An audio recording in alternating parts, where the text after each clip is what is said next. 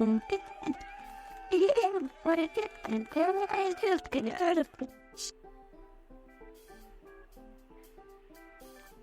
yes, yes, yes, yes.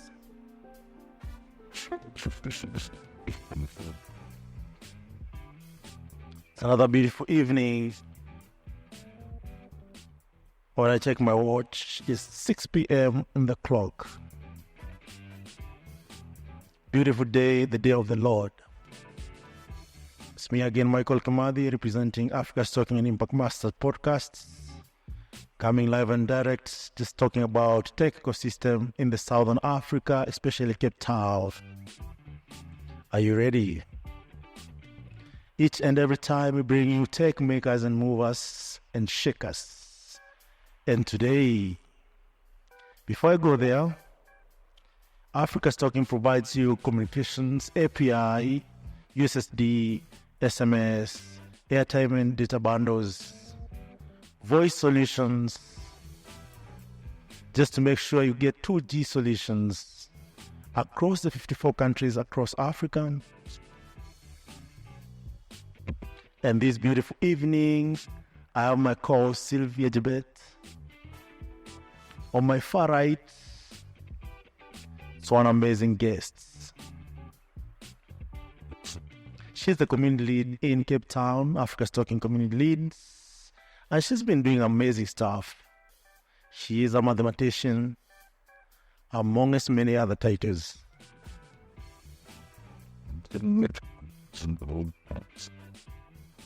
Without further ado, I would like to welcome you to this podcast this evening. And if you have any questions or you like to participate on Twitter Space, please request to be joining, and then we'll add you and listen to you and answer your questions.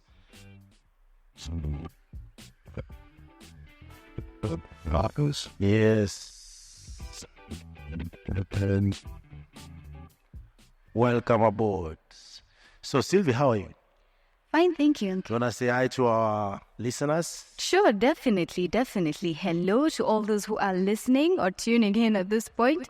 My name is Sylvia Jebet, and I am from Africa's Talking in the Developer Relations team. Very nice, very nice. How are you, Jessica? Oh, I'm really fine, thanks. I'm really excited to be in Nairobi, and I'm just really excited to be here and happy to be here. And yeah. Thank you for visiting. So Jessica is kind of, modest about it. She just came in the day before yesterday, no? Yes. Yeah. But we said, okay, while she's here, maybe we can do some podcasts, talk to our customers, our friends, and all Africans, especially in South Africa, and just talk about the tech ecosystem down there and what can be done, what needs to be done. But before that, we'd like to know, who is Jessica? Sure. So my name is Jessica Randal, obviously. I'm currently a master's student. I'm in my first year of my master's, which it takes 2 years. So I'm in my first year of my master's. And my topic, it's in mathematical science. So to be specific, I'm doing my master's in algebraic topology. It's a huge word, but it's actually really exciting. Basically looking at what shapes are and how to extract data from simplexes, and it's just my topic in a nutshell. But other than that, I'm enthusiastic about developer ecosystems. I am really ambitious, and I am proud to be African, and I believe that there's a lot of talent in Africa. Awesome. And when I say you're modest, you're truly modest, because Jessica is a GDSC alumni. She set up, she was one of the earliest leaders for GDSC in Cape Town. She's also MLSA alumni. I don't know what that means, but sounds cool. But she's going to tell us more about it. And also she's a Women Tech Maker Ambassador, Girl Code Ambassador. We have Google Crowdsource Influencer, and of course, Africa's Talking Community Lead in Cape Town. But please talk a bit more about GDSC, MLSA, to give people more perspective about it. Sure. So GDSC stands for Google Student Developer Clubs, and basically it's a Google affiliated community that you start up within your university, and it's 1 year. The term is 1 year, and basically during that time you have to host 4 events. You can host 1 event every quarter, but over the time you have to host 4 events, and that's what you need to qualify to become an official GDC lead and get the certificate.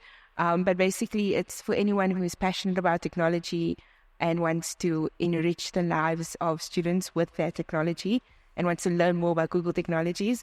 There's no specific major that you have to be. It's just really something that you really would like to do. So that's with Google. And then MLSA is Microsoft Student Learn Ambassador. So I was a Microsoft Student Learn Ambassador for Microsoft.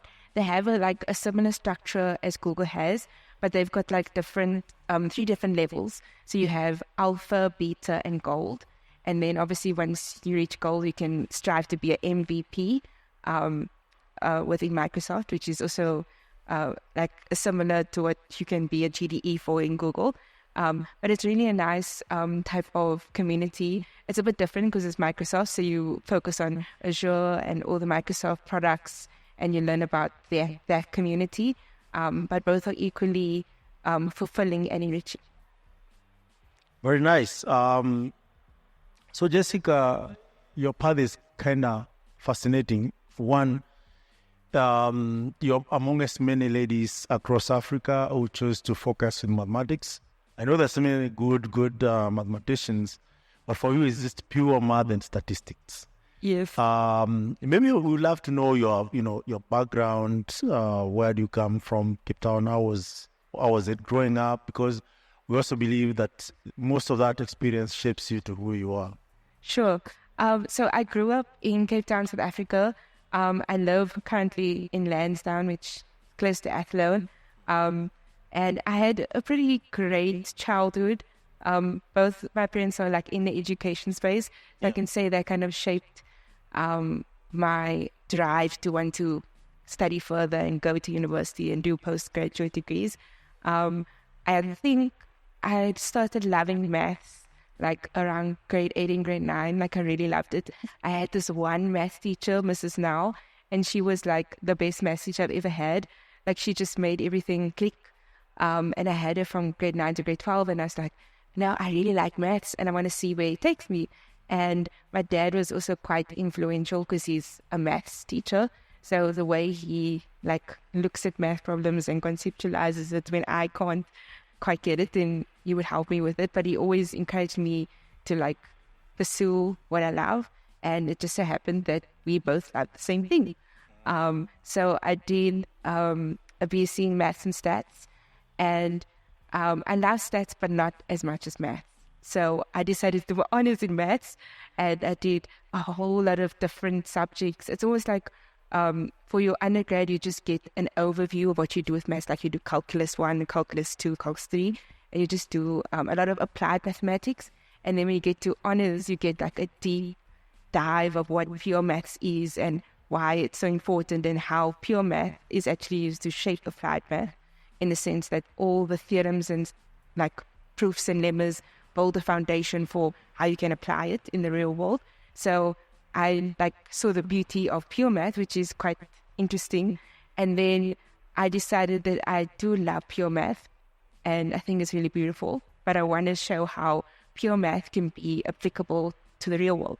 So then I decided to do my master's in algebraic topology, because it has real life applications in the health sector, breast cancer. You can use topology there, and you can use it in surveys, and basically in any large sets of data you can use topological data analysis.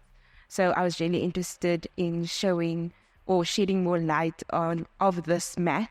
And surprisingly, this math, well, for me it feels like old math, but it's actually relatively new math, in the sense that it's only maybe was discovered or presented maybe 70, 80 years ago, which is considered new. Yeah. So, it's really interesting. So, that's interesting that your love for math started at a really young age.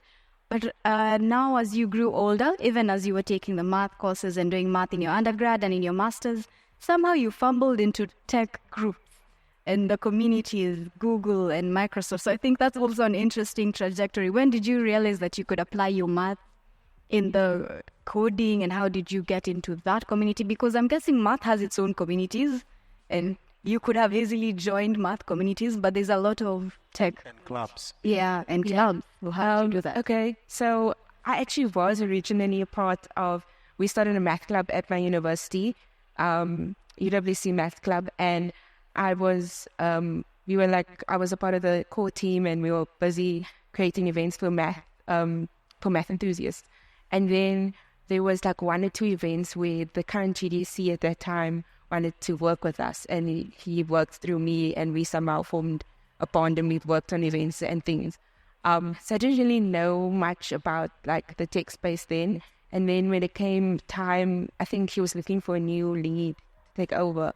And then he asked me if I wouldn't consider applying and then I was like, I was a bit worried because it's like, I don't do comp sci, I don't know everything about tech, and I don't have a developer, like I don't know in language specifically, because at the time I only knew R and MATLAB and SAS, which is like very mathematical programs, but it still has the foundations of programming. Exactly. Then he was like, just try and apply. It's not so much about how much you know, but it's how you know how to lead a community and be there for your community and shape your community and bring new knowledge to the community that they would be interested in. So then I was like, okay, if you describe it like that, then I think I understand where I fit in. So then I applied, and I was nervous, and then I got the acceptance email. I was like, yes, I got in. And then I was like the happiest kid while doing that. But while I was going through TDC, I did have like a lot of challenges, in the sense that everyone else kind of knew like what the events were going to be, because they had that experience in terms of like the comp sci type of realm, or they knew like their community loved cybersecurity, or their community loved those type of things. And mine was like, I'd still learn what my community loved, and then kind of bring that across in the best way that I know how, depending on who I knew at the time. So that was like one of the challenges. Also, SA was in COVID during that time, so we didn't really like allow in-person events. You had to like think out of the box of how to make like online events fun enough for people to attend or would want to attend. So the content had to be really interesting. And then I think the whole experience of GDSC and Microsoft Student Learn Ambassadors kind of brought me to like a standstill, because usually when you think of tech, you just think of, the software programmer that's sitting in front of the computer and like coding away. And then I started to learn about new roles like product manager, program manager, DevRel, developer relations, obviously DevRel for short, like all of those different types of roles. And I was like, I could actually be a part of like those roles. And then like my passion for tech started to bloom, and I'm the type of person that I don't like to be put in a box. So I thought, okay, instead of saying no to math, let's keep math, because I still love math, and keep tech and be a part of both. Interesting. Very nice. So you said you started really getting that interest that you could do math at grade 9, right? My question would be around, now your parents were teachers, they were teaching math. Before you really got it, how was that experience? Were they like frustrated that, you're not getting this math? And how did you really arrive there? Because I'm sure maybe different people across Africa, they have these challenges. Like, what do I do? Do I do engineering? Do I do, become a doctor, become an engineer? Because those are like the 3 main career paths. But also, most of them require sciences. And actually, 90% of them require mathematics. So how was that journey for you? Maybe there's a parent listening out there. Maybe there's a kid listening out there who would like to know, how do you really develop this, interest towards math? Okay. So I think what kept me so long, like going all the way to masters or honors or just finishing my undergrad in specifically math, is that you have to be like very curious. So like even if you're just doing engineering and you you don't have to do math all the time, but you're just doing engineering and math is a part of it, you have to be curious within that subject, within that space. So engineering is all about solving problems, and like you look at a specific problem, and then you have to like read the blurb or like the problem that you get, and then you have to like break it down and then use maths to kind of fix that problem. So I feel like if you're that excited about engineering, the math is never a problem. Obviously you have challenges, but it's almost like when you're that passionate about the thing that you want to do, the challenges they're not obstacles for you. They're just like, something that's there, but then you're like, you know what, I struggle with this section, but I'll ask a friend, or I'll ask my lecturer, or I look at YouTube videos, or I know someone in a different country that's doing a similar thing. I can ask them for help, or there's different forums like Stack Overflow and like different other math forums that you can go to. And there's different textbooks that some people might have. So I feel like, if you're going into like those type of fields that obviously require a lot of math, loving math is kind of part of going into those fields. But I feel like I would encourage those who want to do those fields to not give up. I've seen many people try many different roads to get where they are, and maybe the one that you thought would work for you the best, and you're like, I want this plan, and it doesn't work for you, don't like be discouraged by it. Like there's many different avenues that you can go to get there. Like I've heard that some people say maybe their matric maths mark is not so great, but then what they do is, I know of one of my friends that didn't do biometric, and then he did like a maths N6 certificate. So usually N5 is your matric certificate, and then you do like an upper level of it. It's like higher grade maths on top of that. So he did that, and he found that just the teacher that he had then just like made him realize that he actually can do math, and maybe in the school system or public school system it wasn't so clear, or maybe he's a different type of learner, but the way that person taught him math, like it worked for him, and he ended up getting like a really good mark, and then he used that to apply for university and he got in. So also the teacher can determine your career path in terms of grasping the concept of mathematics. Yes. And now there's this notion of most people think that at early stage that, where will I use math, right? Exactly. And for you, it was really, there's something powerful you said about that you chose. I can for sure say it's algebra topology, right? Yeah. Which actually is my first time with all my experience to hear algebra topology that can actually be used to like cure cancer, or maybe, can you please dig deep? Don't assume that we know math or anything. Just please take us bit by bit, like how does this translate into application? Because there's always been debates, like even in programming, most of the time there are people who will ask them, so where do I use math? But of course I know algebra, statistic, discrete is really big in mathematics. But this is the first time I'm hearing about algebra topology that can be applied in medicine. So please take us step by step, and if there are other fields that you evaluated and saw the application, that would be really also important. Okay, so I will try my best to explain. It's really hard to like break it down, but I will try my best. So basically, I looked at algebraic topology. So with that topic in mind, I was looking at breast cancer, or the application of breast cancer within AI and everything. Yeah. So basically, algebraic topology is a way to describe the shape of data. So it doesn't tell you like the average and the mean like statistics does. It tells you how well connected is the data set. Are there any holes in the data set?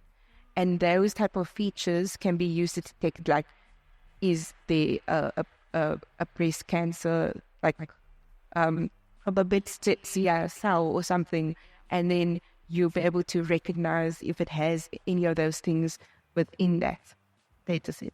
And then obviously once you created you can create like algorithm with this, because it'll tell you how well connected the data points are, and if there's holes and one of those things. So you'll see, you'd know what you're looking for. So you would categorize the different types of breast cancers that you have with a topological data analysis, and you build like an algorithm on those scans, and then you can feed it through a machine learning model to recognize those things. Interesting. So math can be applied in various ways, no matter what you're doing. If you think about it, most of the things we interact with or do on a daily it's a game of numbers. Always a game of numbers. Yes. So that how did you explore, or you had your parents in the education field, so maybe they gave you a bit of a nudge in the right direction and showed you. But what would you tell people who are trying to understand what else if I'm not doing pure math? How do they research and find other types of math like algebraic topology? Okay, so when I was like thinking for my master's topic what I should do,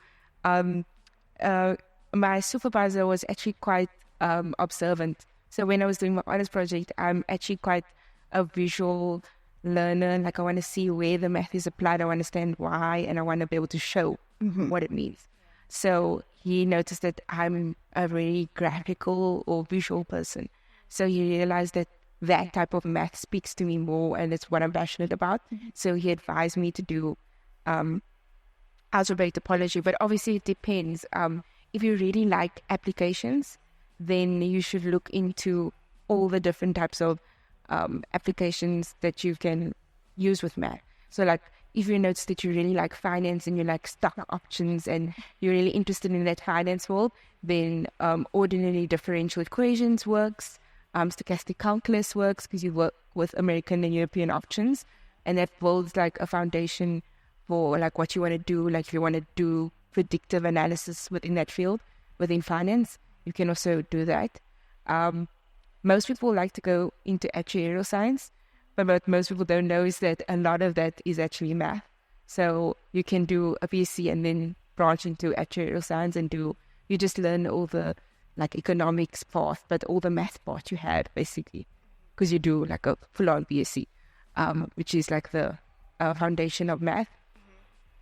But there's lots of things, like even if you are not qualified as an engineer, but someone needs to hire an engineer and you did physics and you did maths, you basically have the core values of what an engineer needs. Yeah. In terms of solving problems. Yeah. Like if they just give you something and say, look, we need to fit this device into this type of, just thinking of a plumbing problem or something. Yeah. Then they would think, okay, let's think of a physics major or maths major. And surprisingly, banks actually hire physics majors. Interesting. Yeah. Banks actually hire physics majors, which is really interesting because you're like, physics, but they actually have a very good understanding of how finance works according to physics laws and everything. And maths kind of brings that also together because quantum physics without maths. But even geology at some point needs some mathematical understanding. So yeah, it's literally like in every bit of parts. There's a game of numbers everywhere, no matter where you go. Even law, actually, because one of our requirements is that you have to do maths to do law. It's actually a requirement. But if you think about it, they did a study where they looked at people who did math and people who did not do math. And those who did math actually had more greater logical reasoning than those who didn't. So it's there, but maybe subtly there. So maybe another question I would have around math still is when you break down math into algebra, statistics, there is a discrete, there's pure mathematics, there's applied mathematics, and how when you break it down, it becomes really more immersive than just general math, and why this is important as a mathematician.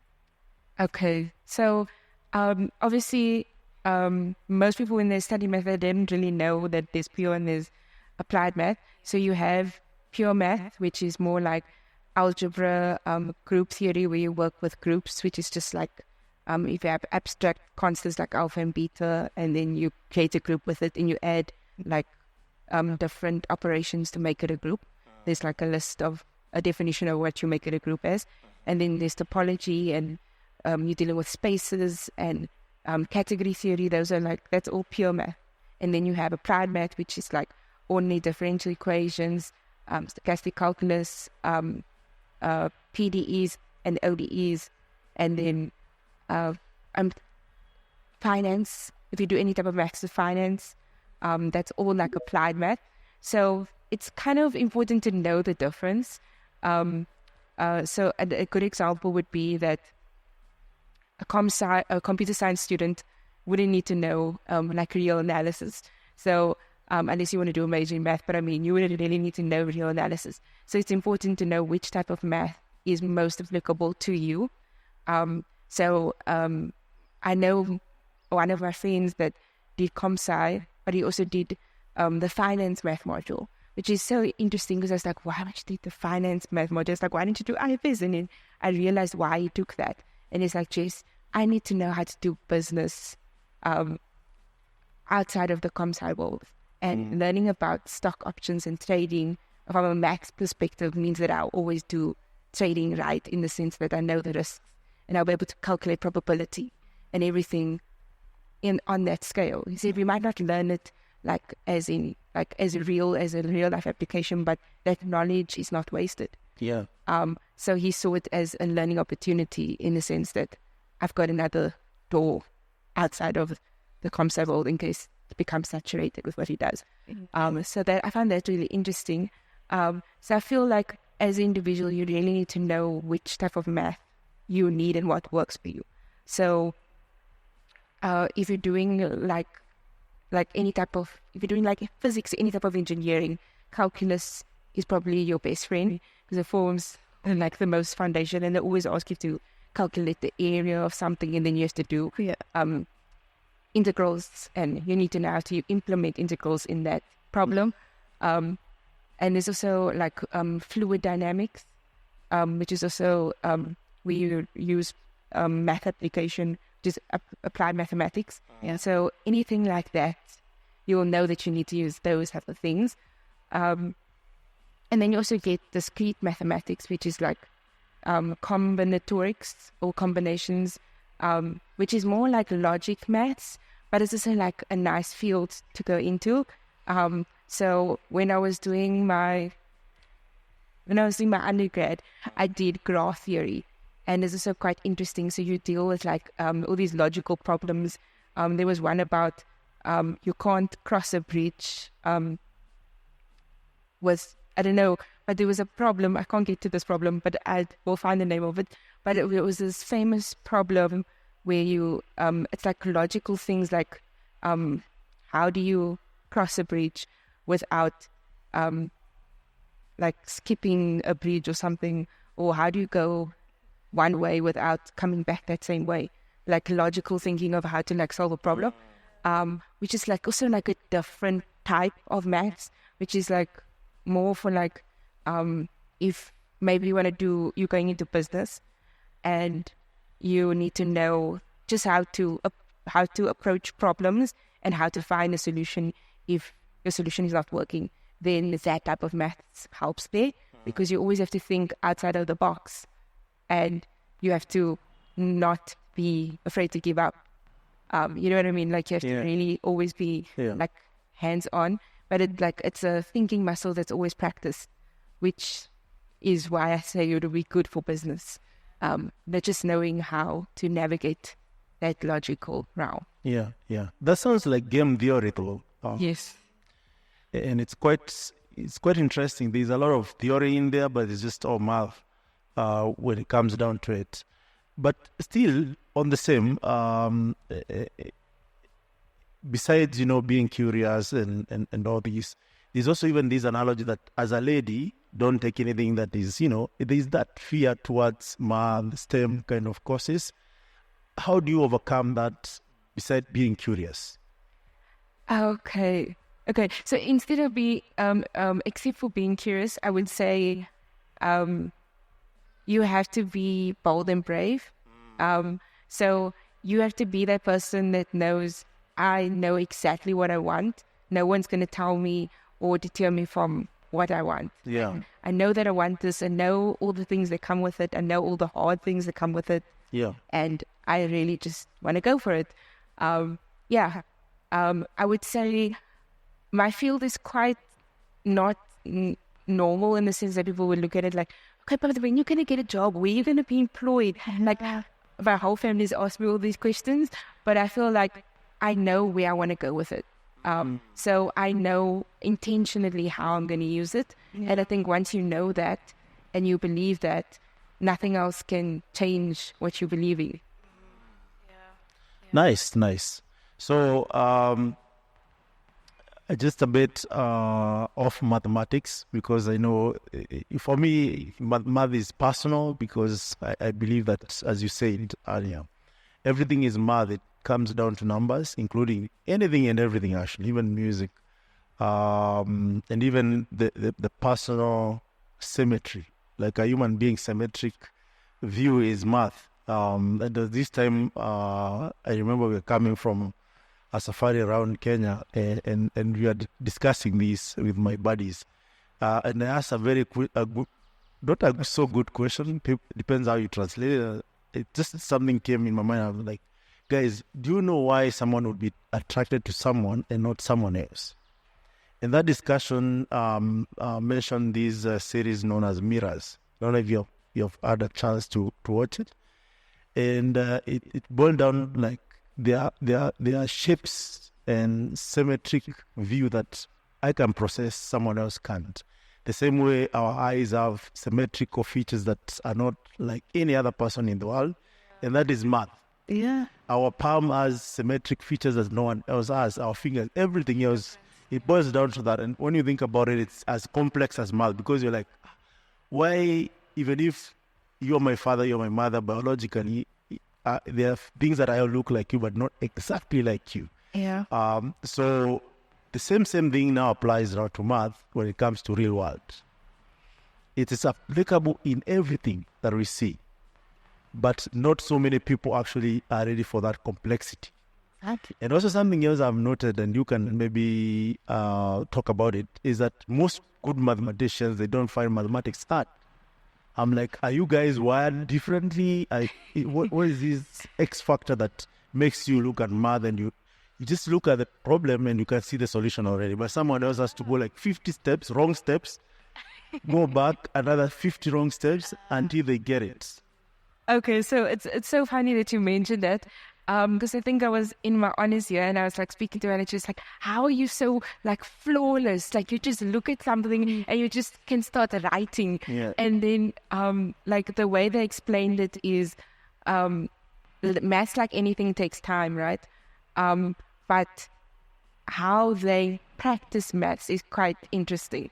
So like I was asking, like, how do you just like know? And then like, Jess, when you've taught something for so many years, the integral details can change, but the concept is still the same. So it's possibly like recognizing what you need to do when, but subtly. So it's not about like giving you a list of problems and then saying these are the solutions and this is how you always tackle them. It's more like you can see where this is going, where you saw this problem in this book, and see like how does it look similar and how does it look different. And then once you start practicing doing that all the time, you naturally become flawless. So it's like training your brain to naturally recognize the solutions within the problem without force feeding your mind. So that's like how I understand how they did it or how they do it. I can also see it with my supervisor, like he'll just sometimes I'm reading something and it like doesn't come to me immediately, and then he was like, okay, let's really read this and understand what it's really saying.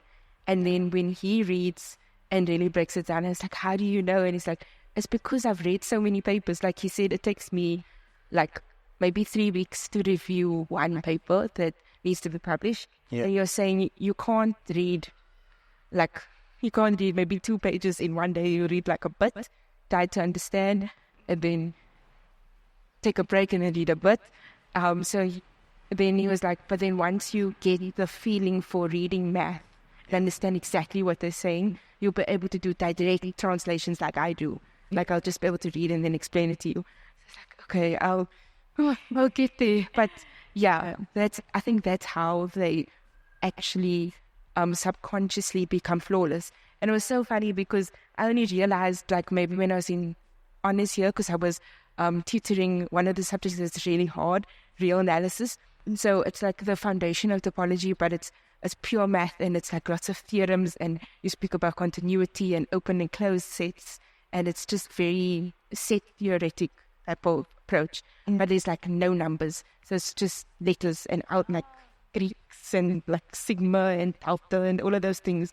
And then I was like, oh, this is so hard. But then I noticed like as I started to tutor it became naturally, subconsciously more flawless. Especially calculus. When someone needed help with calculus, I just like would open up a book, read, understand, and then I could automatically just naturally. Yeah. Maths just flows out to me. Yeah. That's a very interesting response, because you've answered like a true mathematician. You've said it's in the pattern. It's a pattern. As long as you recognize the pattern, you get it. So you definitely a mathematician. Yeah, and I heard about comparison theory. You compare two problems and see which one is easier, which one is hard, and you take the hard one and embrace the hardness in it as a challenge. But did this also drive you into interest into programming? Yes. Yeah? Yes. At what point? So there was a point where I was doing a third year module. I was doing ODEs, and we were like looking What is ODEs? Ordinary differential equations. Sorry,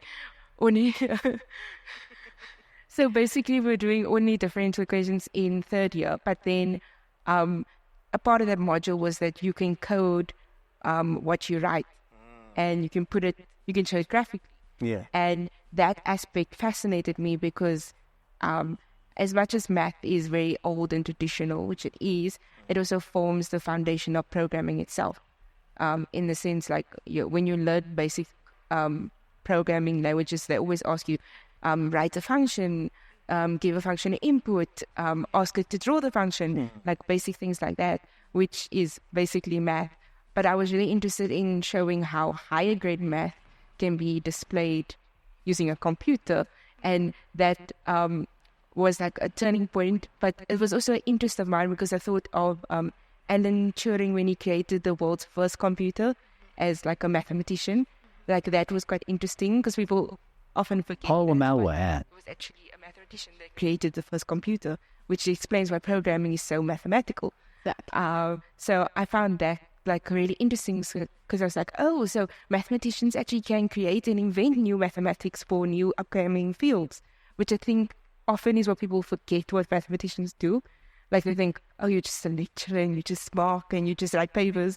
But basically we explore new mathematics, take it apart, put it together, and try to explain how it does new things within our papers and theses. That's basically what we do. That's the creative part of it. Most people don't really get to see that, but yeah. So have you ever participated in the math contexts? Yes.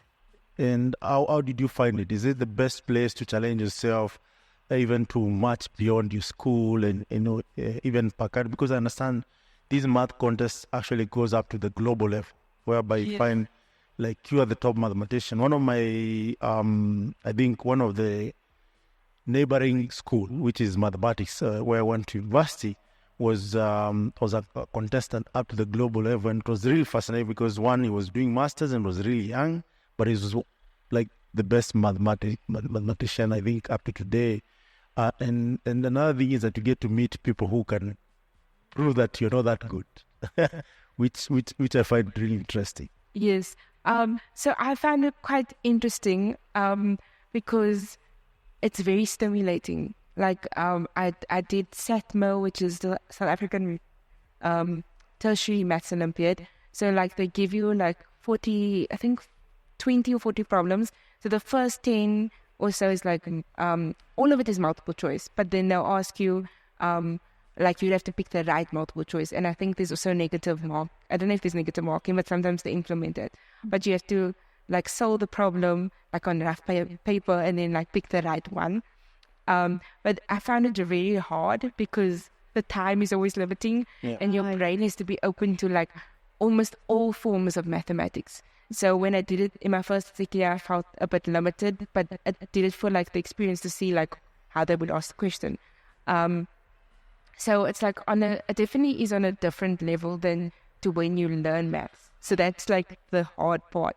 But it is like a challenge in the sense to see, okay, you've learned all these concepts, but can you actually apply it to solve a problem or a simple small problem, like just something with sets and like finding the lower and upper bound of this function, that looks complicated, but you have to obviously unpack it and then try and draw it.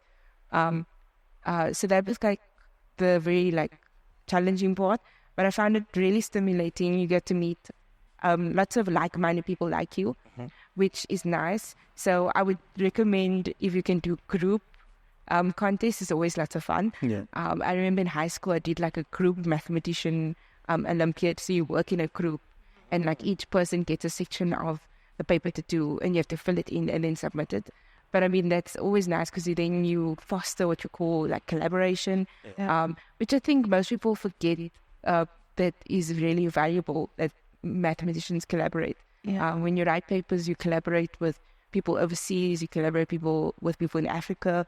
Like it's a very collaborative process when you write a thesis or any paper that you submit. You have lots of many different authors, even if et al. With your paper. So I feel like that part is really a nice experience. So I like both the individual and the group Olympiad. I feel like it really challenges your understanding of mathematics. So it really like speaks to you and say like, can you really do this? And then it's a challenge in the sense that you're like, okay, this is hard, but like, can I actually do this? And then I felt like I had more drive or more ambition to actually figure the problems out. Like they would give you the solutions afterwards, and then I would go and see, okay, how did they do the solution, or how did they get to that answer? So that's like the type of thing that it made me want to do. So it actually fueled my desire more so than discouraged me. Oh, nice. And now you start delving into programming or computing, right? Okay, computing is still math, but programming rather. But then most people don't know, and they assume this, that for you to be really versatile and sustainable in computing or programming, you have to keep digging more math beside what is taught to you. But that's not the point. The point is, you realize most of the mathematicians, they just focused on one arm of mathematics or one formula or one theorem, and it took them their lifetime to even really make sense out of it. And even then, it outlived them, which means, again, it brings me back to how complex sometimes mathematics are. But also, that's a fascinating aspect of life itself, whereby, and this now brings me now to the aspect of community, whereby you can't achieve everything on your own, right? And that's why now communities are so important, because you find someone who is good in X, someone else is good in Y, someone else is good in W, and when you come together, then that's when you find the power of everything. And even when you look at the corporate world or the governments, it's facets of collaborations that come together. But when you started programming, did you just train communities, or how was that transitioning? Okay, so it was actually quite hard. Well, not hard, but it was hard in the sense finding the right person to guide me through it. I don't think anybody tells you like how to find the right person that understands your exact level. So when I say like, I usually describe myself as a pre-beginner for Android, and people are like, what do you mean? I'm like, it means like Kotlin is probably my first official comp-sci or computer programming language, which means I don't really know much about the world, which means I'm a pre-beginner. I'm not even a beginner because I don't even know what full stack or front end and back end is. Like I know what it does, but I don't know like the full description of what you need. So I feel like it was hard navigating, but I actually fell in love with Android Studio. And it was so weird because I think months before I got my acceptance letter, I decided to install Android Studio on my PC. That itself was a mission because I don't know how to do it properly. So I asked one of my friends, Ralph, and I said, look, I really want to get into Android. I really want to learn Kotlin, and I really want to try and do this. They said, okay, we were going to do this together. So we had like a video call, or on Teams, someone can take over your computer. So we did that, and then he installed Android Studio, and we were going through it. And then he was like, okay, this is how it works. This is he was playing all the parts and stuff. And then I actually found Google's documentation for Android really simple, in the sense like the code labs really show you each and every step, and they show you what the screen must look like. So it wasn't like I was reading a blank canvas. It's like I was reading a full canvas with everything there, which I found really encouraging, in the sense like I would do something and it would be exactly like how they did it, and it would show exactly what they did, which is kind of cool, because that's how I learned math kind of. So I'd look at a solution and then look at a problem and then see how they did that, and then try and do it in a similar way, even if it's different things. So I kind of like amplify or copy the method of how they do it. And then while I was doing that, I would obviously I would like try and do what they do, but then I would try and change one or two things so that it sticks in my head what I'm doing. So like if it says hello world, I will say like hello Jessica, or put a name of someone that I really know, like oh wow, I'll say hello wow, because it makes me learn code better. So I found Android's documentation to be really good. So I use their code labs. If you just type Kotlin or Android in Google, to show up. So I used that, and it was quite nice. But the only thing is like they taught me like really simple things, and it was good for like say starting, like showing okay I did build something. But then when it came to like harder things like data classes, and I know how a class works, but I mean how to implement it in a different section of a code. I was familiar with it because we did both differentiable equations, like a script in MATLAB. So I do know that you must like have a separate file for the equation, and then for the function, and you like import. So I did understand like how classes worked, but I didn't know like the whole like nitty-gritty details of like the real important things of it, of how to implement it, and that you get like such a thing as a data class, like different types of class. So then I wasn't quite sure of how to like navigate that, and it was just so awful because at some point like it's hard because you don't really know what direction you're going in. So at one stage I was learning Java, and then I tried Flutter, and then Flutter was a bit too hard for me. And then I tried Kotlin, and it worked well. So it's like I was like playing around to figure out what worked for me. But I had to do that because I didn't want someone to tell me this would work for you, and then what if it doesn't work for me? So I took that initiative to kind of find what works for me. And at the moment, Kotlin really does work for me. I know most people don't think of it as like the most realist language, but it really solidified all the different aspects I didn't know about coding within that language. So I really felt like, okay, this is home. I understand it. I can build from here. I can become a Kotlin expert. That's what I want to be.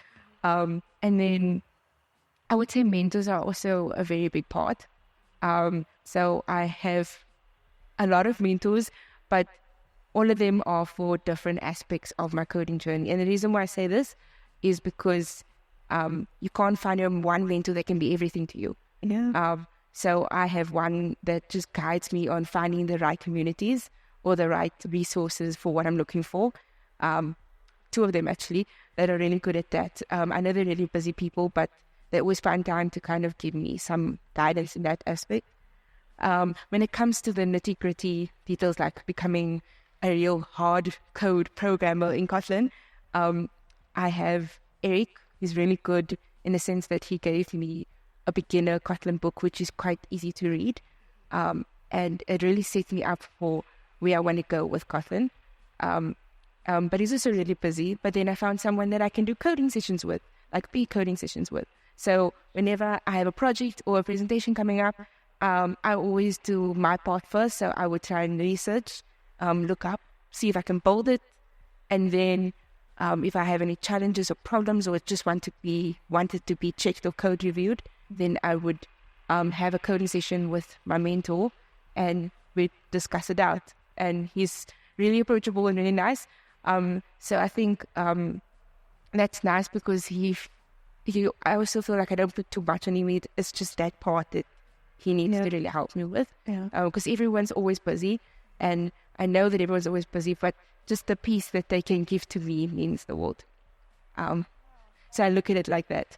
And I also have another mentor, Hannah. So she's teaching me how to do more technical Android presentations, or how to be technically correct and getting into the technical writing space, because she does a lot of articles, which is also really nice in the sense that it's my first female mentor in Android, because Android is quite male dominated. So I'm really blessed to have her and happy to have her. It just gives me a different perspective of Android. So I really like that. Nice.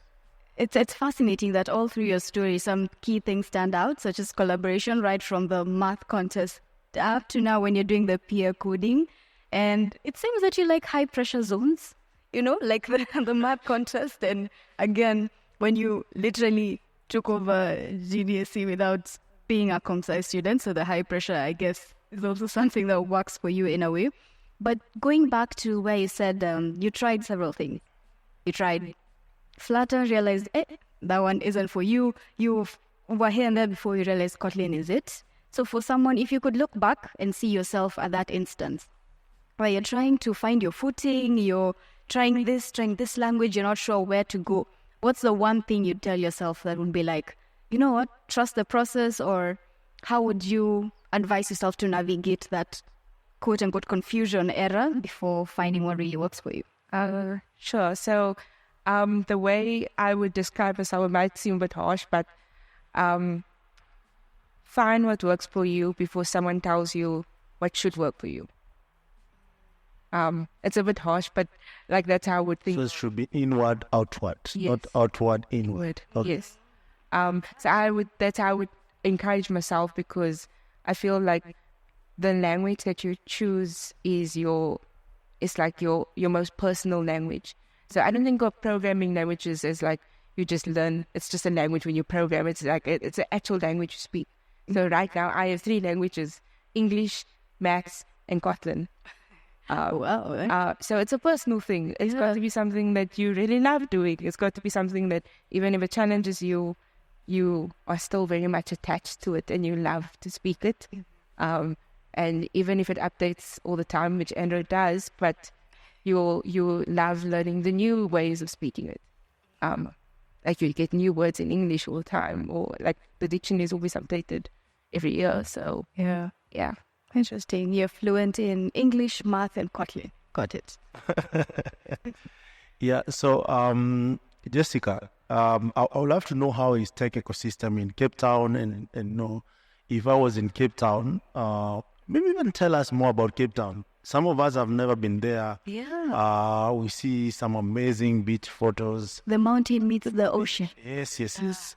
And there's a lot that is quite interesting when you talk about Cape Town. Maybe delve into it, and also please mention about the developer community there and what to expect. Sure. So Cape Town is really nice. We have really beautiful weather. We do have our most prominent seasons are summer and winter. Spring and autumn are like not so much there, but our weather is also very temperamental. So like it can change very quickly. Like it can be sunny in the morning and it can be winter, or like full on winter, windy, and then it looks like it's gonna rain like in the afternoon. It's very like weird like that. But we have beautiful mountains. Like Table Mountain is one of our biggest attraction, and we do have beautiful beaches. Yes, like really beautiful beaches, which is also a very nice attraction. And we have like the aquariums, and like we have other beautiful mountains other than Table Mountain, like Lion's Head and Signal Hill. So we have a very beautiful landscape. The cultures are so very rich. So like we have different cultures within one place, like from like Khayelitsha to the District 6, which is the city. And yeah, we have a very multi-racial, multicultural place. That's like a little bit about Cape Town. With regards to the developer ecosystem, I think it varies. It really changes a lot. But it is there. Like, we do have developers. We have lots of business people interested in coding and computing, which is really nice. Usually when I go to many different like meetups, I always meet a different collection of new people all the time. So I can't really like give like, define what the population, like what they actually do, because every time it's a different thing. Like we could have engineers that join our community. It's just very diverse. But I think if I can like highlight core areas of what people are interested in within our developer ecosystem. So, and just from my university perspective, I've noticed like a lot of people are really into cybersecurity. So like we have lots of competitions like the SAN-REN competition, and Standard Bank always has like a ethical hacking competition. So we have lots of like those type of competitions in terms of like that obviously fuels the idea that people want to go into cybersecurity. But I think what's different there is that people go into cybersecurity, but not necessarily a comsci or software company. So it's so funny. I have a friend of mine that's at KPMG, but he studied computer science, but he is the cybersecurity person for an accounting company, which is quite interesting. Because I thought like maybe there'll be like more software like places, but he found cybersecurity within accounting firms. So we're starting to notice that accounting firms are starting to be interested in STEM students like maths, stats, computer science, anything technology related, because obviously they are upgrading to the digital age. Yeah, which is exposing them to cybersecurity attacks, fraud, and things like that. So are you saying there is more space to build solutions around that sector? Yes. Yeah. I would say yes. And then some people also going into like the education sector in terms of like how to build solutions for people who don't necessarily have access to those resources. So like maybe thinking of making an application that doesn't require data to use. Yeah. So we have lots of areas that don't necessarily have internet connection. It's quite hard. Or they don't have like the best of smartphones, or don't have a laptop and have a phone. Yeah. But then they at least can learn on the phone, or like do practice questions on the phone. So education is one of them. I think we definitely need solutions for transport. That would be like one of the biggest sectors, or not solution, but like how can technology make it better? Than like what it currently is. And then we also have like people who just build tech solutions for businesses, like Specno and Axo. They just build solutions for businesses. They have clients that come to them and ask, "Can you please build me a solution, tech solution that is a fully operational MVP?" So we have companies like that a lot, and I've seen at the highs of companies like that build tech solutions. And are most tech companies like AWS, are based in Cape Town or Joburg? There is an office in Cape Town and office in Joburg, yeah. Oh, they have both? Yeah, I think so, yeah. Because I have a friend that works at AWS, and there is an office in Cape Town, but he could also go to Joburg. Oh, okay. So, but would you consider that Cape Town is more tech city than, Joburg? Yeah. It's very hard to say, because most of the companies almost the tech companies that I know also are in Joburg. It's just that Cape Town is like naturally slower.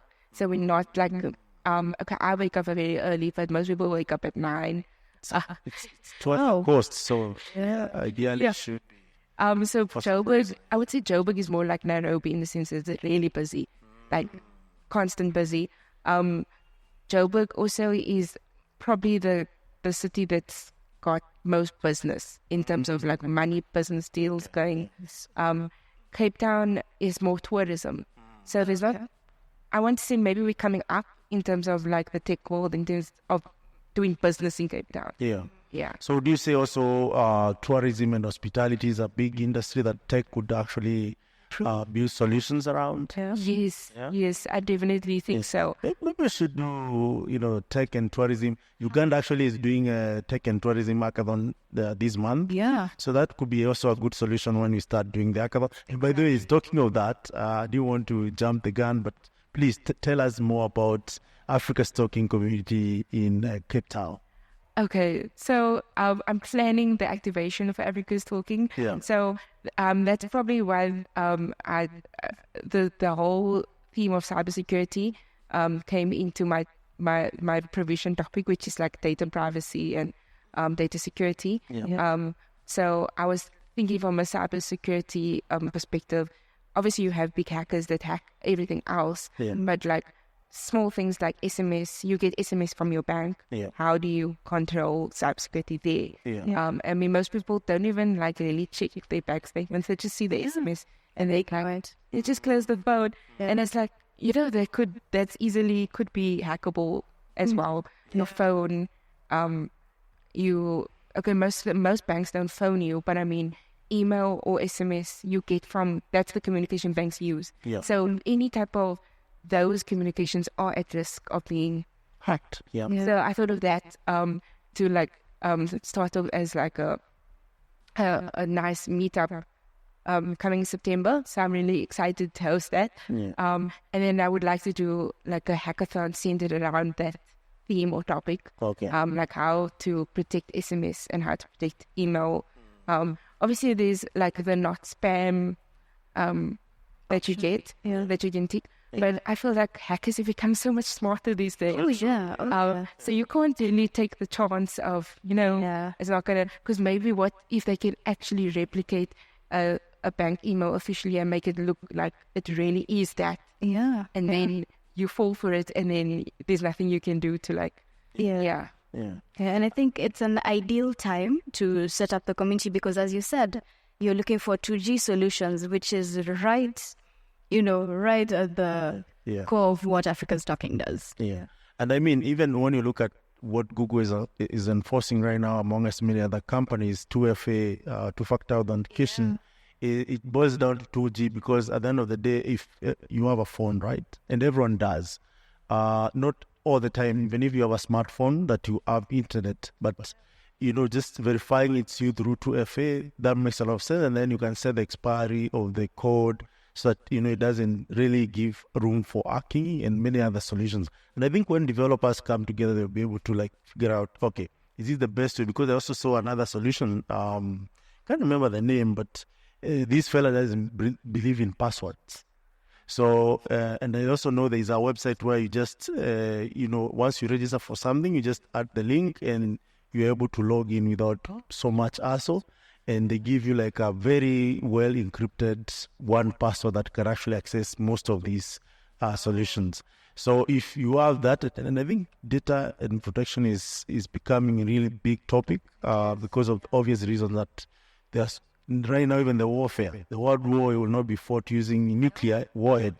It will be about data. It will be about privacy. It will be about cyber. Yeah. So it's quite good and go for it. Also, there is something else that might be coming down there in partnership with Anita Borg.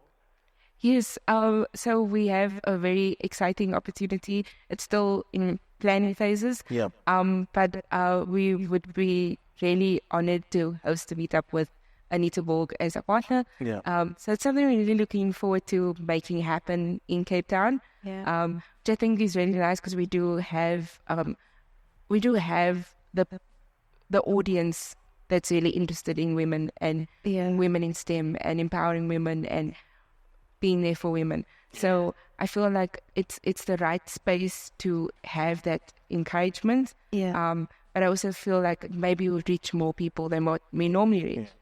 Is something that's really exciting. Yeah, exactly. Looking forward to that in partnership with Africa's Talking Women in Tech. Oh yes, definitely. Please talk about Africa's Talking. Glad I got. I see they are listening here. If please you can request to be speaker and speak a bit about it. Also. Yeah, if we have people in the community, would love to hear your take. But yes, at Africa's Talking, we do have a Women in Tech community, steadily growing. It's in its first year, but hey, people hit the ball. The ball is rolling, and we hit the ground running, in short. So here we have it across several countries. Here in Kenya, I am the co-lead, and we have a booming community with hackathons every month, every last Wednesday of the month. So that's exciting. We'd love to see South Africa pick up as well and have the same momentum.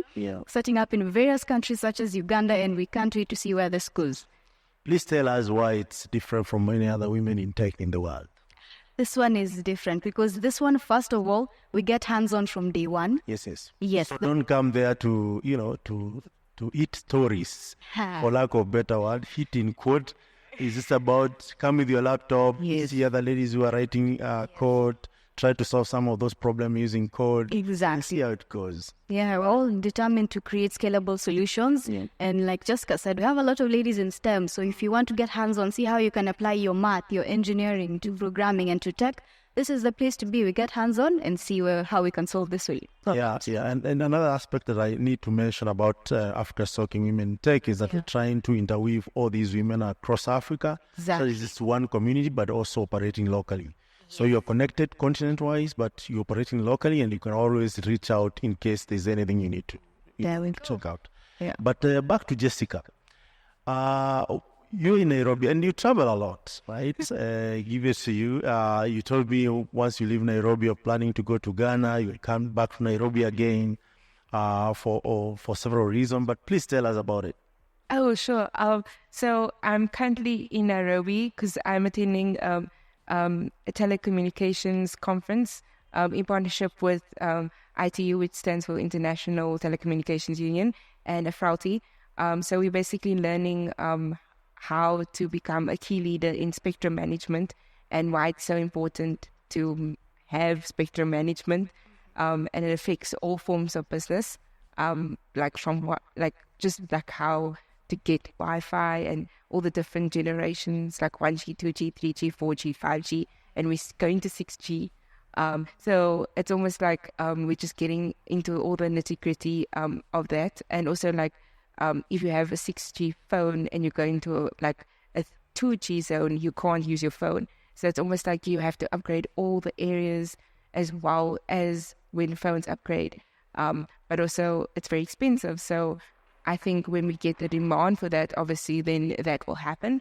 So it's like all those type of things that obviously challenge society. And also mobile operators also come hand in hand with that. Yeah. So we're discussing all the important details of spectrum management, which is really exciting because it's like a different section of tech that deals with policies of like Wi-Fi and all the things we do need as tech people. Like you can't live without Wi-Fi. True. It's like the first thing I always ask, what is the Wi-Fi password? Do you have Wi-Fi? So, I mean, that's really important, and I'm really enjoying the experience so far. Yeah. And then after this, after this trip, I go back home, and then I'm going to Ghana for the Deep Learning in Durban. It's like a conference for AI and machine learning, and I'm also like really looking forward to that. I know that there's going to be like lots of different companies there, like Google, Meta, Microsoft, and there's lots of different opportunities or activities within that. There was a dinner social. They also have hackathons that you can like join, which is really exciting. I wasn't quite sure about the hackathon yet, but I'll see if I can get a team together. But it was really nice to see like all the different activities that they have. And then there was also you can do like a block interview with Google Deep Learning, so you can see like where you are and where you would like to be in terms of your resume and your CV, which is kind of a nice experience, so hands-on experience. But most of all, I'm just like really excited to meet all the people coming from all over the world to Ghana to experience the deep learning in Durban. Wow, that's amazing. I want to be you now. But definitely, I would like us to talk more about the spectrum management. And these also will, I'll have to mention Starlink, which is exploiting some of the bandwidth that have not been used across the world and using satellite actually to send back some signal. And it has actually, I saw another Twitter space here by the telcos and, the internet ISPs discussing about it. Actually now Starlink is active in Kenya And one of the fascinating things is that it's really, really fast, and according to the usage that people are sharing across different channels, it's quite strong and impressive for that matter. So do you think some of these unutilized technologies, unutilized, things to do with basically tech itself, do you think we have a lot of space for people even to come up with new innovation? Because when anyone before, maybe 2-3 years ago, if someone thought about satellite internet, one of the things that came into their mind is it's super, super expensive. You could not even imagine accessing internet while traveling using flight or, through, ship. But right now it's possible thanks to Starlink. I know because of the adaptation, it's quite expensive, but it's not as expensive as it was previously. And that's going to break down so many barriers, because if you boarded a flight, what was the last thing you said? Oh, I'm now, the flight is leaving and I'll land at this particular time. So expect some darkness in it. And people, face some accident between the journey, and a lot of things happen in between the flights. But right now, it's possible even to keep in touch with your family back at home, to keep working, and so many other opportunities that I can see, which means, there are opportunities as well as, the other downside of it. But of course, it's something that can be exploited. What is your take on that? Sure. So I definitely think that new ways or new innovations are important. Yeah. So I definitely think that there's a space for it. I feel like as new solutions are made or created, then new problems are also made and created. Yeah, sure. So I feel like satellite is actually quite interesting way of doing it. I think it will work, especially for planes, because I had the problem with me when I would fly. I just say, Mom, I can't. Like when I'm flying, you only hear from me on the other side, and you might not even hear from me on the other side, because I still have to get a line, second in line, and they still have to access Wi-Fi somewhere or a strong connection before I can say, hi, I'm safe, I'm arrived. Yeah. So I definitely think that would be a nice, because it's still starting, I think it would be nice if I could be at this point to invest in it really, because I already see the usefulness of it. Yeah. But I think even if we didn't just use it for flight, but just for like normal internet, that would be. Yeah. But even iPhone is actually starting to support satellite internet, just directly from the iPhone. I think the next iPhone they're launching should be able to support that. I watched the same thing where you don't need a SIM card. Now there's eSIMs, which actually supports that. As long as you can get the signal, why not? So I feel like in the next couple of years, if not months, you should be able to start seeing these actually take over. And it's really hard for you to go offline unless there's, I don't know, what could take down the satellites. Yeah.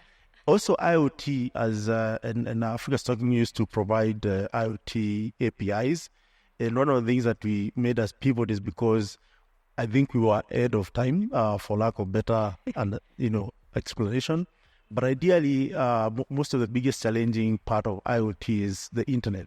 Yeah. Because remember, LG, Samsung, they actually wanted to support all their appliances to support IoT, so that you can actually automate some of the tasks, like, how much temperature do you need in the house? Do you want your coffee warm before you wake up? Things, those miniature kind of tasks. Yeah. But ideally, that requires reliable communication between devices, which now boils down to IoT. But when you look at it, same as Starlink, not Starlink, but Space, they're providing IoT, specifically small satellites that are really mobile, and they cover the whole world, so that if any IoT device needs internet, it just gets that internet. And that's another, I would say, something that will unblock most of the things, like opening your gate automatically because maybe the satellite sends you several meters away.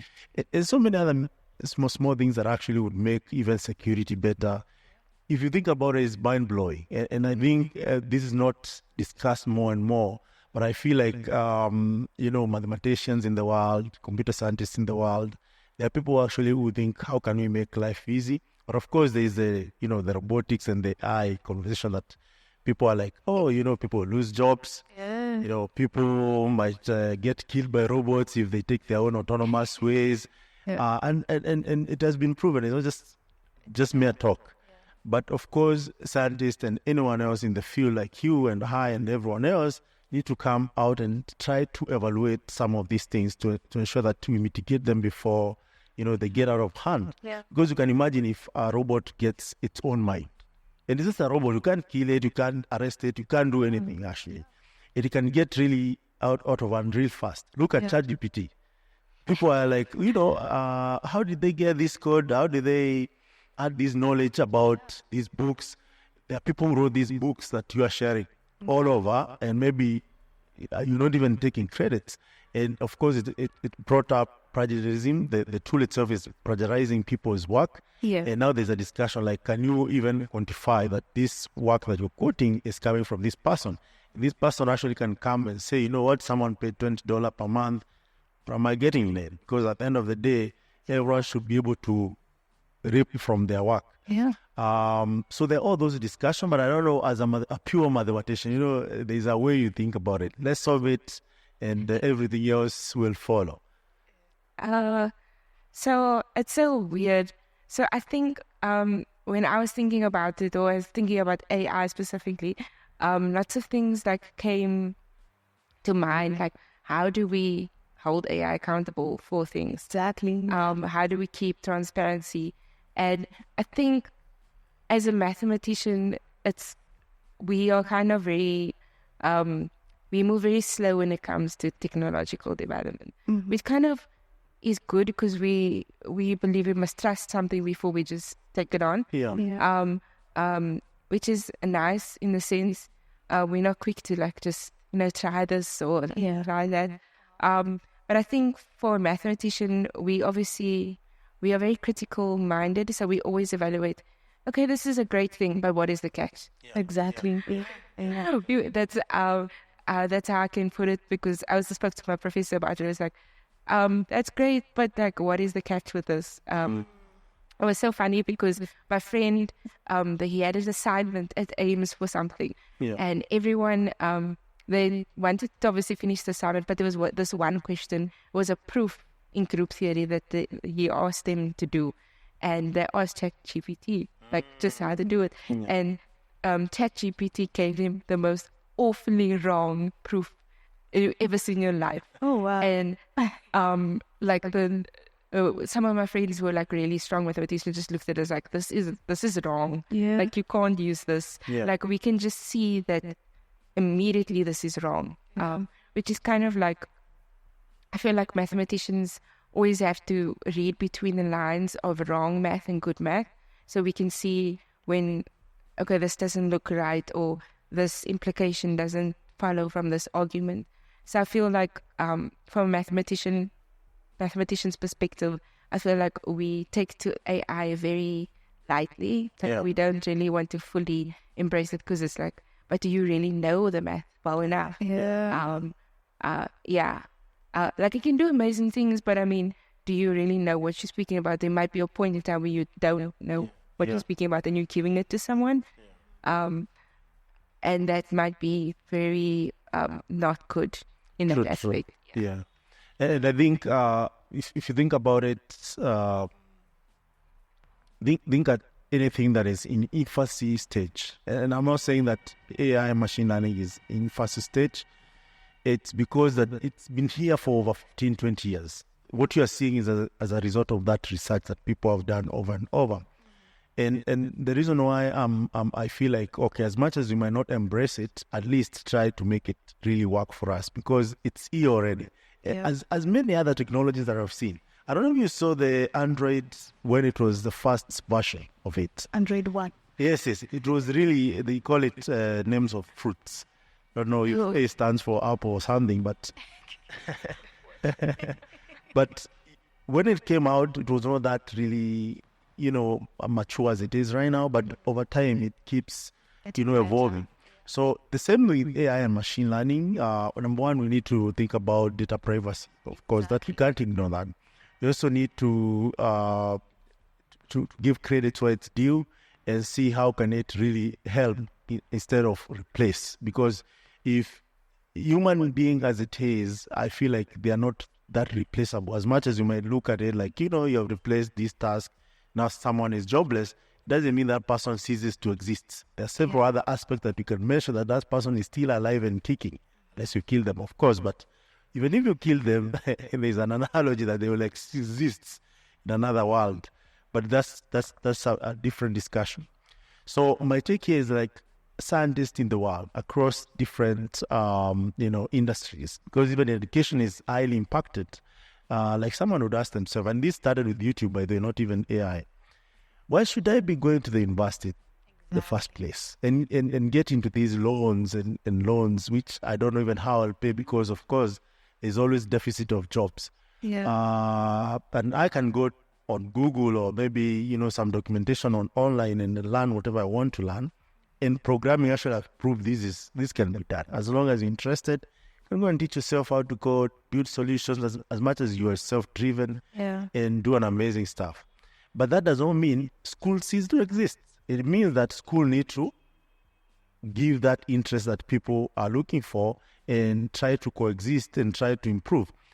We have seen Stanford, we have seen MIT, we have seen Harvard start their own YouTube channels, which actually is a revenue generator by itself because of the content they create that actually is educational. This has given even validation that for sure I need to be in Harvard, or I don't know. And you can replace Harvard or Stanford with another institution that has embraced technology, and you'll see actually it has not actually taken down what they're trying to achieve. It has just propelled them more to even give visibility on what is happening there. Because if you take 15 years ago, everyone wished to go to these Ivy League schools because they knew they're Ivy League. Besides that, nothing else. Yeah. But after visibility and seeing the culture, seeing the innovation that is built there, everyone would really love to be part of that. So if you look at those angles on how we perceive technology, you'll find that actually technology is really well used and embraced in a way that it serves the humanity. It's not a bad thing. I'm sure even when mobile phone came about, there are people who are like, you know what, maybe that's a pop, right? Yeah. It might ban, and we have seen even Samsung's blow up in some, and now you cannot. I don't know about now. There are some I don't know, series of Samsung that was really fun in the aeroplane. You could not board a flight with that kind of phone for some reason, but they fixed that, and things moved. So to some extent, nothing comes fully formed. Nothing comes in a perfect form. It's a matter of saying, okay, here it is. It's crappy. It doesn't look good. It's not serving us. How can we make it? And this takes a lot of science. It takes a lot of communities. It takes a lot of positive embracing of that, and also putting the right measures. So I don't know if a mathematician like you view some of even not so well fully formed technologies like machine learning. I feel like machine learning, we still have some steps to make to really make it useful. But do we just wait until the first version of 30 years of research is released so that you can say, you know what, it's not good in math? Or do we just involve ourselves right now and see how can we make sure that this actually works, at least for version 1 works 50%, so that now we can improve as we go? Yeah. Okay. So I think like a mathematician, we are similar to technical writers in the sense that we always have to keep updated with what could change if like the software changes, and then you would redo that test again to see like does it give the same output or is it more accurate. So I feel like technology or use of technology is the same. And so what you could do is, like, it is a version 1 or a version 2 of machine learning. You can say, this is how I got, this is what I got from version 1, and then compare it to version 2. So I feel like there's always something to learn within applying of the different versions. So I wouldn't say like completely like say no, but I would say embrace it and then see what you can learn from it. And then with the newer more improved versions, see if you can do the same thing. Yeah. And then like write a mini paper on why you can't do the same thing, or what did they upgrade that changed it, and like you creating new knowledge from your experimentations with that technology. Yeah, that's super cool. Yeah. But then, do you know fun facts, right? When smartphone came about, it was around 2000. When really people embraced smartphone in Africa, it was around 2015-ish, right? That's when people were like, you say people, the smartphone are really... Okay, smartphone came all the way back 2005, but in Africa, even right now, we will not say all the countries you'll find, huge smartphone penetration, but when it came about, people are like, you know what? Do I need SMS? Yeah, that was the resistance. Right? Yeah. Right now, people, not even 2015. In 2023, in August, people are asking themselves, do I really need to buy airtime? Who do I need to call? But now I need to buy data to call through WhatsApp. Yeah. Which I don't need to get another new line. I just need data bundle or Wi-Fi and I can call. You're good. Now imagine if you have a way of replacing data in your phone, which is satellite now. If you get satellite internet, you're good. You can just pay for that, whichever way you do it, and you still access internet. But maybe 3-4 years down the line, you could not figure out how can I have a voice conversation with someone else without airtime, right? So the phone companies that say, you know what, we still be selling airtime and not embrace the voice over internet, VoIP, then they'll miss out. But also, even when you think about SMS, even with a smartphone, at least in Kenya, if you send someone money and there's no confirmation SMS, even when you pay for something, however small it is, if there's no SMS confirmation, which is as simple as SMS, right? Yeah. Then you're not getting under that item or service. Yeah. Yeah. Just yesterday, M-Pesa increased the limit, daily limit transaction to almost $4,000 or 500,000 Kenya shillings. That's money you can buy a car, or you can go and, I don't know. Yeah. It's quite valuable to have that. You can buy even a plot, right? Yeah. Piece of land. Good piece of land. And that requires what to confirm? SMS. Exactly. That's how powerful some of the technologies that are hold embracing the new technologies. Because also, if you think about it, if there's no internet, nothing much happens, right? But there's some things that could actually work without internet, and they are so valuable. So it's like, the point here is like embracing the new, embracing the whole, and just trying to see how it works. Yeah. And I like what you said. If you test something and you see, the different results, the best way to share these with the world is maybe write a paper, have a peer review, publish it somewhere, and someone maybe might add more, test or more knowledge into it. Yeah. And then that way people are able to accomplish more. And do you know what that means? We are one big community. It boils down to that. Like, at the end of it all, boils down like what Sylvia can add, what Jessica can add, what person Y can add. And now if we are able to see, this works, this doesn't work, now we can agree, okay, this is the best way to do it, and improve as we go. And as we come to conclusion to this, I would love you to tell us what should the community down in Cape Town expect in terms of, Africa Stocking, community, sure. GDSC, yeah. ASCs, Kotlin, because I believe all the communities that exist, they can only, again, work as in collaboration as opposed to different facets of communities.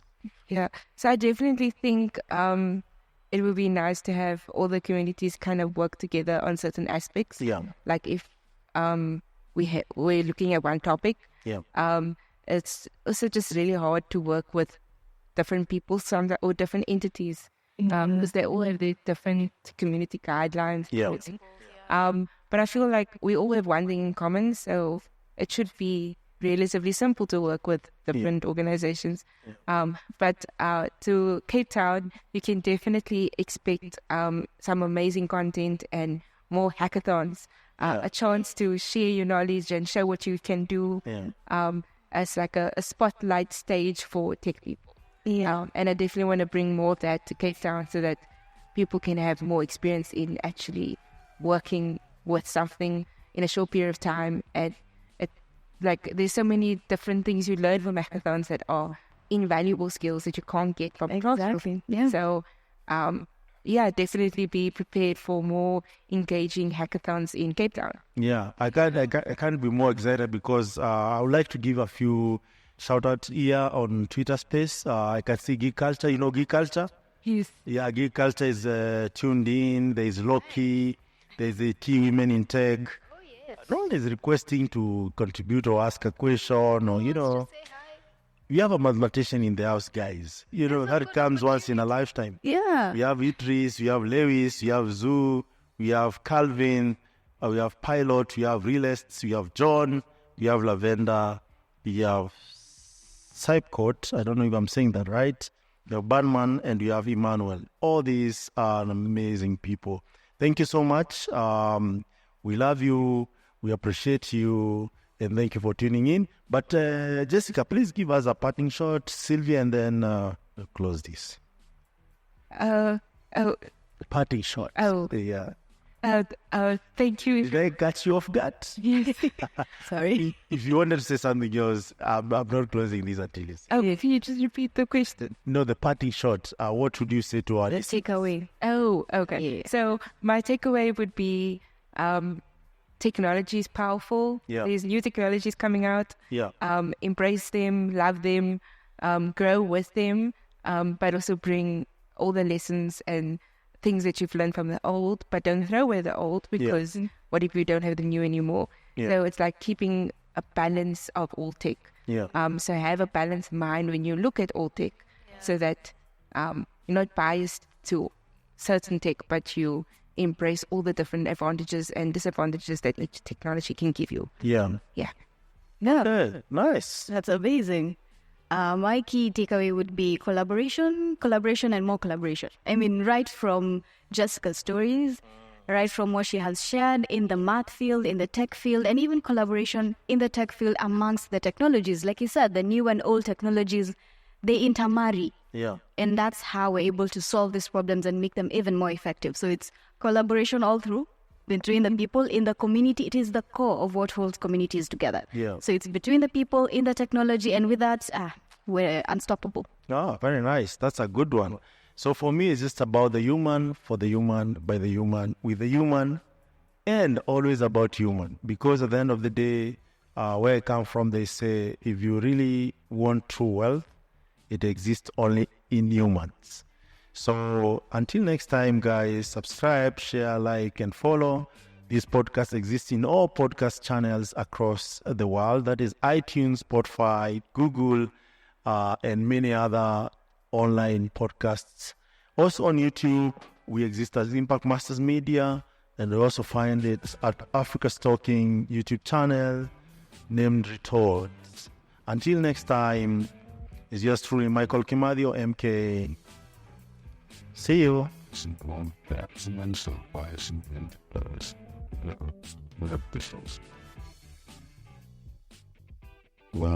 out there, and